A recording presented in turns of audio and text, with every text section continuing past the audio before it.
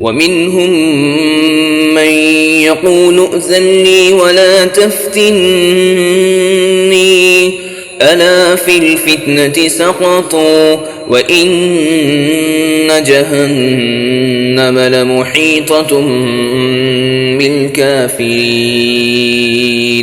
إن تصبك حسنة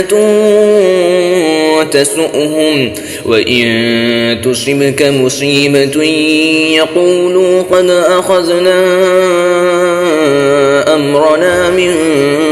قبل ويتولوا وهم فرحون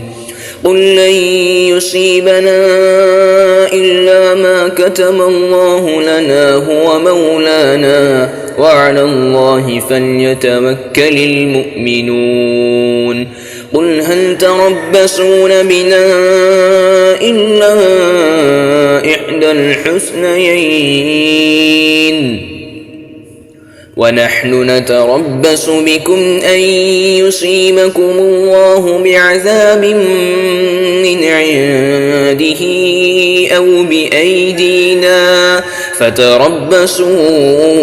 إنا معكم متربصون قل أنفقوا طوعا أو كرها لن يتقبل منكم إنكم كنتم قوما فاسقين وما منعهم أن تقبل منهم نفقاتهم إلا أنهم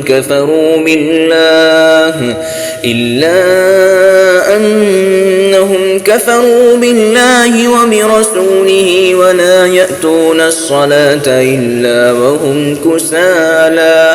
إلا وهم كسالى ولا ينفقون إلا وهم كارهون صدق الله العظيم.